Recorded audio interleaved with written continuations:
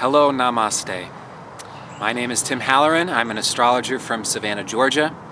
Today is Tuesday, June 2nd, and I'm putting some trust in the universe here that everything can come out as it needs to, because there is a quickly approaching rainstorm just behind me. You may be hearing that, hopefully not seeing that. Hopefully we can get all this to come out as needs be. Yes, so we had a very interesting, considerably confusing weekend. The moon was in Scorpio. Yesterday the moon moved into Sagittarius, and going on right now we've got a full moon in Sagittarius. Wednesday the moon will move into Capricorn. On Saturday and this weekend the moon will be in Aquarius. Monday the moon moves into Pisces. So this watery weekend that we're coming out of, we had Mercury, the sun, square to Neptune going on while the moon was in Scorpio. This is a very interesting full moon going on right now. This past weekend has been considerably, I don't know, like all over the place, you know? The sun, Mercury square to Neptune can really make things murky, confusing, uncertain, unclear, not totally sure what direction we're going. I mean, hell, I'm not even totally sure who I am.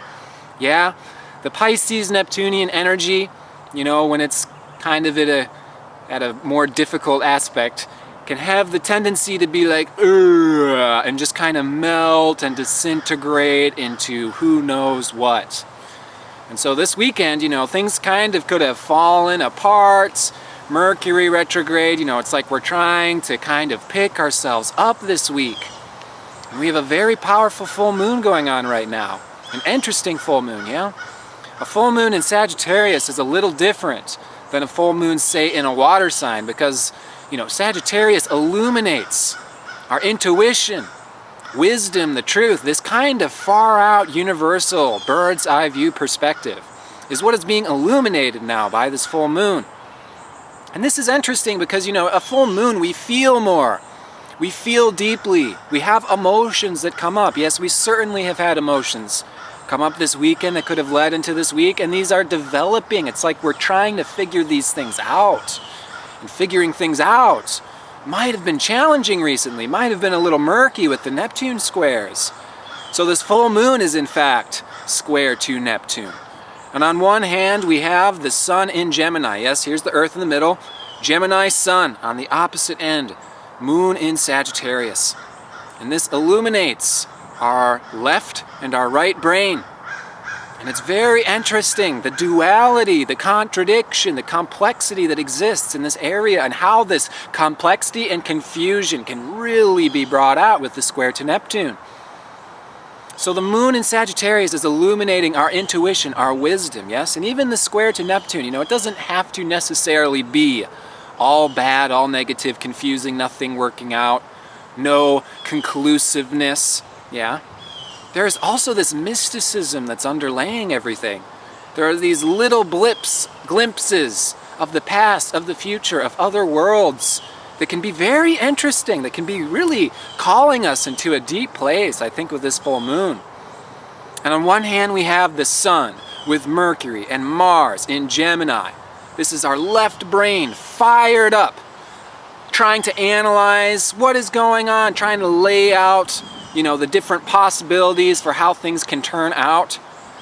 And this is a very interesting thing going on, because, you know, that tendency to lay out and kind of structure, you know, map out the different possibilities, rationalize, you know, there is this polarity between this left brain, you know, thinks at the speed of light, knows how it's going to be, knows the particular outcomes that are possible, and our right brain, the Sagittarius intuitive side, that is kind of this more so seeing the big picture. Yeah, this is the ultimate goal. You're going to get here no matter what, even if there are some choices that, you know, critical decisions that need to be made along the way. Well, at least you have an underlying sense of who you are, your spiritual nature, your connection to the universe. The fact that you're not limited to just the left brain. Yeah, the left brain is this very human, sort of mundane point of view. These are my experiences. This is what I have learned from this. And so this full moon is a very nice opportunity to see our own framework. And this is called an ontology. An ontology is how we break apart, dissect, and discern the universe. And there are various ontologies. There are religious, philosophical, scientific. It is simply the way in which we process what's going around in our left brain, you know. And this shows us our perspective.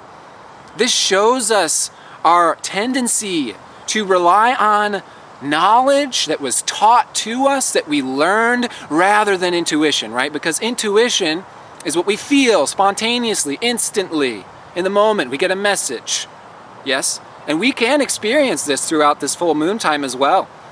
Sagittarius is the bowman, the arrow, and it may feel like we get struck by an arrow. Sudden inspiration, sudden realization, and the game changes. This missing piece of information changes everything from this point on. It's possible that we have this spontaneous breakthrough or realization. It's also possible that we don't. The square to Neptune can really show us how much we don't know, how much we're lacking, how much our ontology lacks, how there can be holes in our perspective, in our framework, how we see the universe. Furthermore, you know, our intuitive capabilities is not necessarily 100% what's going on in this particular lifetime at this particular point in time. That huge, big picture, you know, that has to do with your soul and nature and the universe and the eternal laws. You know, that is not necessarily applicable to whatever complex situation we're going through right now. So there can be this real back and forth. And there can be this tendency to over-rationalize, like, this is my experience, this is what I know, this is what I have been taught, therefore A, B, C, and D are possible. And this is revealing to us the limited nature of our own framework. We only have A to D planned out, because that's what our limited knowledge, coming from our limited experience, coming from our limited teachers, has taught us, that we've recorded in our short-term memory bank, whatever. This is different than intuition. We have to trust the bigger picture in times where all the complexity, there's so much going on, and yet I don't really see things too clearly. I'm a little uncertain, yes? I mean, there can be some really deep stuff, actually, that is coming up, and it's so deep, it can be totally unknown to us, yeah. There is this long-term Black Moon Lilith in Virgo in opposition to Chiron in Pisces that's going on at the time of this full moon. That is kind of bringing up these very deep issues related to the past age, the past paradigm. And it has to do with, you know, concepts of sacrifice, of surrendering, of belief, of faith, versus what can I do? What can I create? You know, what can I actually do in this three-dimensional world? And there has been this kind of back and forth in the minds of men throughout this last age, you know. What am I doing? What can I do in my human vessel? Versus trust, versus faith, yeah? And what do I have faith in? What do I trust? What do I believe? And of course, this square to Neptune can reveal how our own belief, our own faith, our own trusts may not see exactly reality. There can be some confusion there as well. Yes, sometimes blind faith is not all you need. There is the necessary, you know, function of being in a body, being in a vehicle, which gives us the capability to create medicine, to create other vehicles that can benefit other people. So there is more to the picture than just belief and surrender and throwing your hands up. And yet in the middle of this full moon, it seems like, what do I do? I don't know what else to do besides throw my hands up. I don't know what else to do besides over-rationalize and feel like I'm in this box. There's no other possible ways to go. And this is, of course, the challenge and the integration and the bridging of these two hemispheres is possible with this. Yeah, so the first 2 weeks of this moon phase, we can kind of see building up the challenge that leads to this challenge. How do I integrate these things? The new moon, the last new moon was in Taurus, self-security. I want to rely on myself. I want to create a firm exterior environment. I want to feel comfortable in my body. How do we do this? Well, we have to start working with other people. Then we start dealing with other people's perspectives. other people's belief systems. Miscommunications are possible. And this is where things get interesting. Because we do have to open up. We do have to reach out to other people in order to evolve. We can't do everything by ourselves. We have to compare our perspective to other people's perspectives. We need to compare our ontology to other people's ontologies. And most importantly, we need to discuss and share all these things to familiarize ourselves so we can understand what is universal underneath all of this. What is the universal truth that I can put my trust, that I can put my faith into?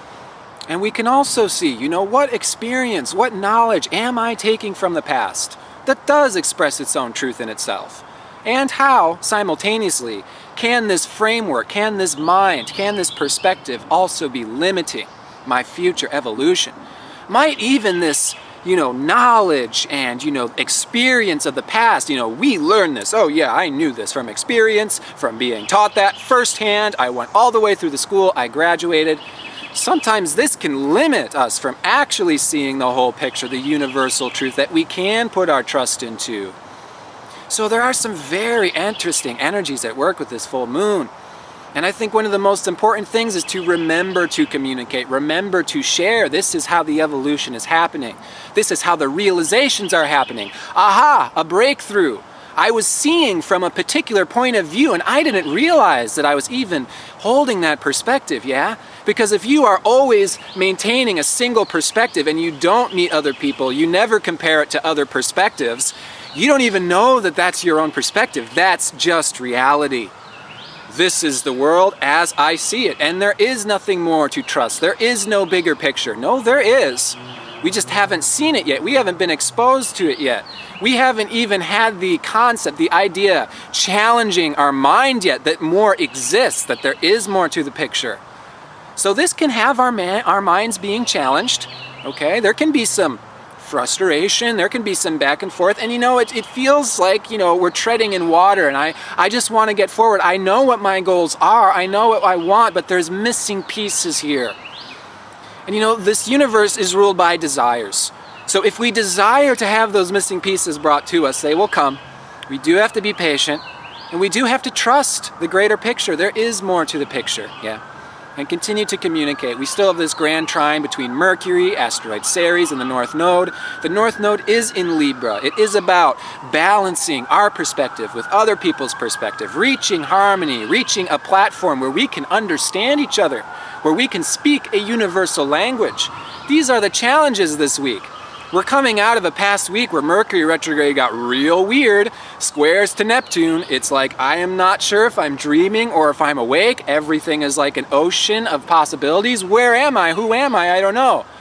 Now this week, things have the potential to kind of, we have to put the effort in ourselves, basically.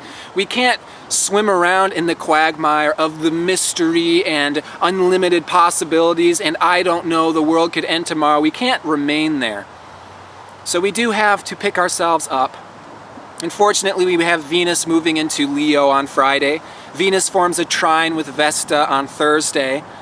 On Saturday, asteroid Vesta moves into Aries. So this movement, Venus, asteroid Vesta, trine each other, moving into fire signs, yes? There is this possibility for us to pick ourselves up, for us to support one another, to focus on what you need to do to pick yourself up, to get back on your feet. What you need to do to invent a new way, to figure out how to get these missing pieces together. This is like an initiation of an adventure. And we can start sharing with one another. Yes, Venus in Leo likes to share, likes to express. It's kind of this fun-loving, let's gather, the people. We'll have a couple drinks and we'll start talking about old war stories. This can be actually very, very supportive this week in picking our feet up, reminding what our truth is, speaking about it with other people, in which case spontaneous realizations do happen, missing pieces of the puzzle come together, arrows of Sagittarius hit us, brilliance, realization, things can change. Yes, things are shifting around these weeks. It's a real shifty energy. And that's where we feel this challenge of this full moon of where do I go? What am I believing? Who am I? Next week, Mercury will turn direct. So things are going to start, turning around, and we move forward. And this Mercury retrograde does involve going into the past, yes? Chiron opposite to Black Moon Lilith involves descending into our emotions that can be very, very, very deep. Going back into our childhood, our relationship to our parents, our specific conditioning, our specific wounds. We've all been wounded in particular ways. Why? A huge way we've all been wounded is because of the frameworks that we have been conditioned by culture, by society, by religion, by the old age in general. We have all been wounded by the framework, by the philosophy that we have been given that said it is all black and white. You only have options A to D. You have these rules and regulations to follow with to determine which way you will go. This can bring up some very deep wounds in ourselves. And this is the opportunity to heal those wounds, find the medicine, find the missing pieces, yes? And let's really soak all this up and get down with it and remember how powerful our own mind is, our own perspective is, our ability to break down the universe. The way in which we do this determines how life will treat us. We can't always determine what life is going to give us next. What we do determine is how we perceive it, how we see it. What does it symbolically mean to you? This entire universe is made out of innumerable variety of symbols. And what these symbols mean to us determines how these symbols will treat us, how we will react to them. So let's see what symbols are there in the works, and let's see how we can evolve our understanding of these particular symbols, yes? And the following weekend, after this upcoming one, Saturn is moving back into Scorpio. There is this general descent back into the underworld. Chiron opposite to Black Moon Lilith is let's look at the past. Let's look at the shit. Let's look at the wound. Let's see how this framework has limited us. Let's see how this framework can evolve in a way to make the future better. Yeah, because Saturn moving back into Scorpio is a reflection of the years 2012 to the beginning of 2015. So from June, July, August, Saturn will retrograde back into Scorpio, yes, and then push back forward into Sag mid-September. So these next 3 months, we're kind of reviewing 2012 to the beginning of 2015. A lot of these themes did have to do with insecurity, fears, purging these out, and becoming re-empowered. This is the opportunity to master ourselves. A full moon in Sagittarius is mastery, is understanding of yourself, your reality, your universe. And so let us take this opportunity to question our framework, to question our belief system, and then allow the missing pieces to come together by having that be our desire. I want to see the missing pieces. I want my perspective and my belief system to expand, to include more unfathomable levels of the creation. I want to know God's creation in totality. I want to keep expanding. I want to keep learning. This full moon is all about learning. And if we can remember that life is always about learning and not about doing things right and wrong, not about being rewarded or punished, it's always about learning. Well, then we can take these next 3 months and really become masters. Confront what needs to be confronted. Change what needs to be changed. This is the transmutation and simultaneously the healing of our core, of our soul. So let us embrace what's coming to us. Let us be open to the world of possibilities, and of course, let's make sure we're really grounded to this earth. We're breathing, we're remembering to eat food, we're remembering to drink water, we're remembering all the simple things that keep us connected to nature and the bigger picture. Life will go on. There is more to the picture, but you will continue to exist. You will continue to live so long as you breathe, breath after breath. We are learning, we are growing, we are evolving eternally. We are not being punished, we are not being dragged under. Saturn moving back into Scorpio can give us this feeling like we're being dragged back under, and the waves are starting to pummel us. But if we can trust in the bigger picture, despite the fact that this is a temporary experience that may not always be pleasant, we do have experiences in this human form, in this body, on this earth, that are temporarily unpleasant. But if we can remember that this is in the function, in the service to our learning and growth, we can see it as not punishment, as grace. And then we can learn, we can grow in unexpected ways. Realizations can happen that change everything from this point on. So I'm wishing all the best to you and your beloveds in this endeavor. We are having a sale for the next 3 weeks up until June 21st. Free transit readings with every birth chart reading. So you can hit the link below for more information on that, and I'm wishing you all the best. Namaste.